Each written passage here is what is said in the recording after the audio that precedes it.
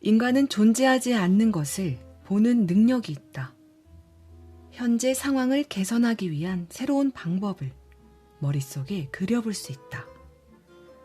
새로운 가상의 세계가 눈앞에 펼쳐지면 우리가 미처 알지 못했던 문제가 드러나고 어떻게 풀어야 하는지도 보인다.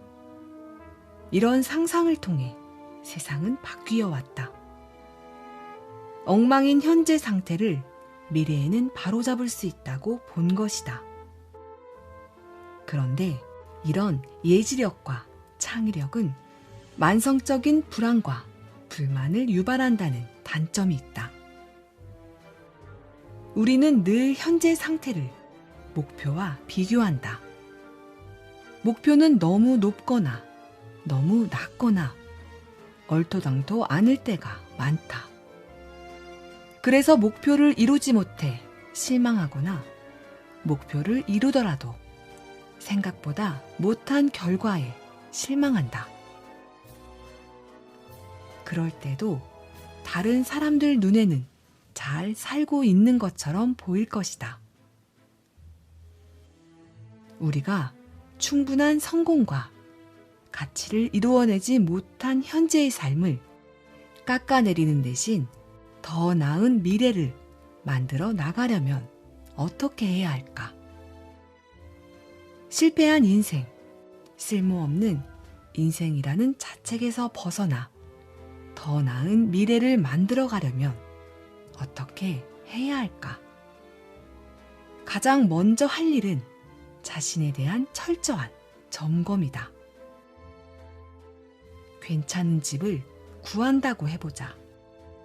전문가들을 불러 집의 장단점을 알아본다. 특히 결함을 꼼꼼히 점검한다. 그렇게 작성된 결함 목록은 사실을 있는 그대로 반영한 것이어야 한다. 당신의 바람을 나열한 것이어서는 안 된다. 전문가들이 결함을 속속들이 밝히고 감추어진 하자까지 찾아내 나쁜 소식을 전해도 기분 나빠해서는 안 된다. 오히려 고마워해야 한다. 그리고 결함이 단지 외형적인 문제인지 아니면 구조적인 문제인지를 확인해야 한다. 뭔가를 바로잡으려면 결함의 근본적인 원인을 알아야 한다. 어설프게 고치려다가는 돈과 시간만 낭비하게 된다. 따라서 제대로 볼 줄 아는 전문가의 도움이 필요하다. 잘만 활용한다면 내면의 비평가가 이 역할의 제격이다. 내면의 비평가가 점검 작업에 큰 도움이 될 것이다. 내면의 비평가와 함께 마음속 집을 둘러보며 그가 하는 말에 귀를 기울여야 한다.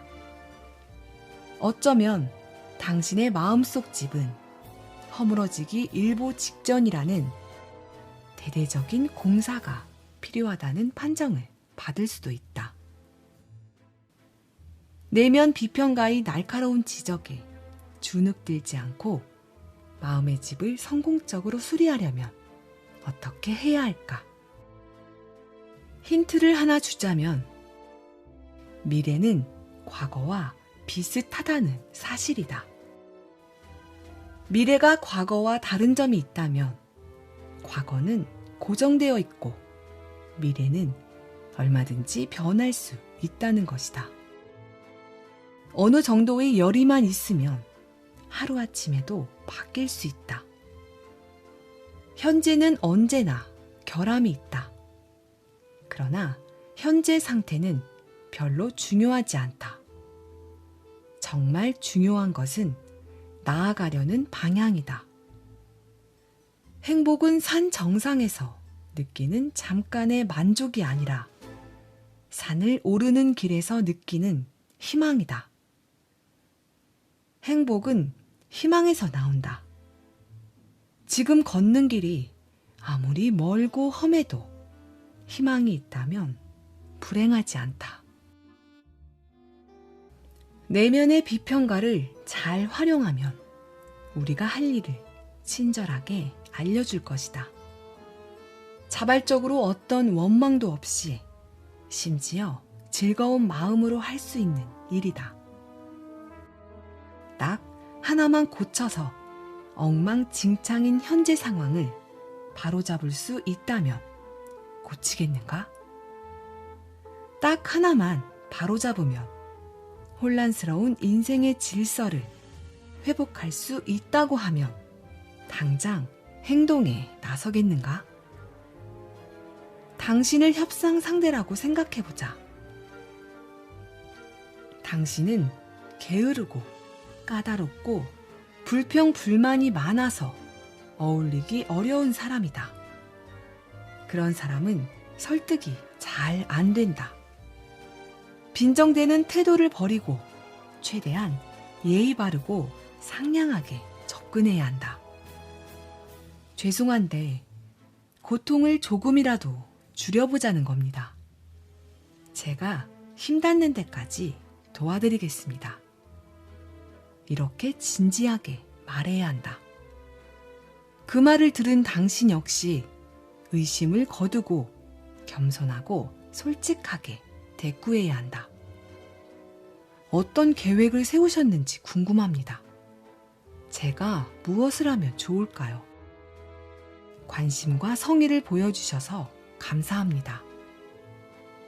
그렇다고 해도 협상이 쉽게 진행되지는 않을 것이다.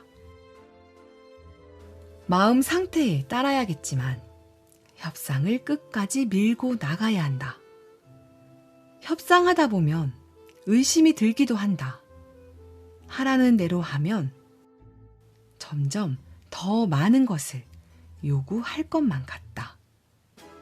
그런 의심이 확신으로 변하면 마음의 상처를 입고 겨우 열린 마음의 문을 닫는다. 지금까지 힘겹게 진행해온 것들도 내팽겨쳐 버린다. 그런데 누가 그런 폭군과 함께 일하고 싶겠는가? 당신은 그런 사람들과 일하고 싶은가?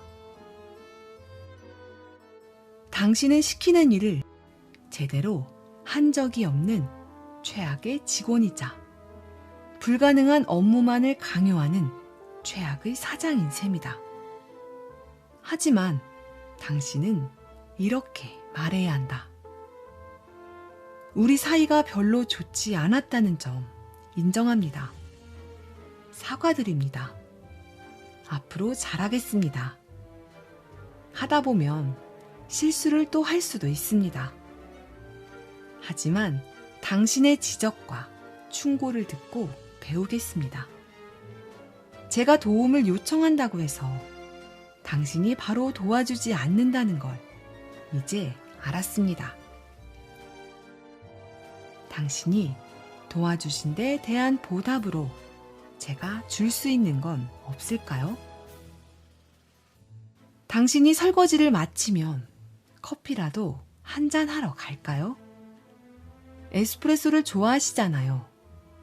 에스프레소 어때요? 더블샷으로 사드릴게요. 또 원하는 게 있으면 편하게 말씀하세요. 이런 마음가짐으로 접근해야 진정한 대화가 시작된다. 내면의 목소리가 입을 열어 말을 하기 시작한다. 어쩌면 오랫동안 방치된 마음속 어린아이의 목소리일 수도 있다. 정말요? 정말 그렇게 해주실 건가요? 설마 또 거짓말은 아니겠죠? 이럴 때 조심해야 한다.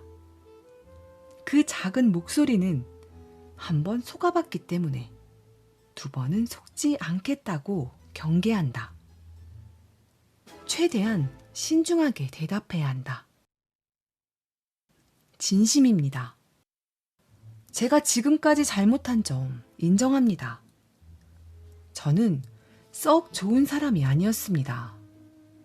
지금부터라도 정신 차리고 제대로 해보겠습니다. 약속합니다. 작지만 세심한 친절도 큰 힘이 되고 적절한 보상으로 의욕이 불타오른다. 내친 김에 그가 하기로 한 설거지를 도와줄 수도 있다. 일단 설거지를 마쳤으면 약속대로 커피를 대접해야 한다. 커피도 좋고 영화도 좋고 맥주도 좋다. 다만 설거지가 끝났다고 욕실 청소를 시켜서는 안 된다. 그랬다가는 내면의 불쌍한 친구를 영영 다시 볼 수 없을지도 모른다. 내면의 문제가 어느 정도 정리됐으면 바깥으로 눈을 돌려보자. 이번에도 내면의 전문가에게 의견을 물어볼 수 있다.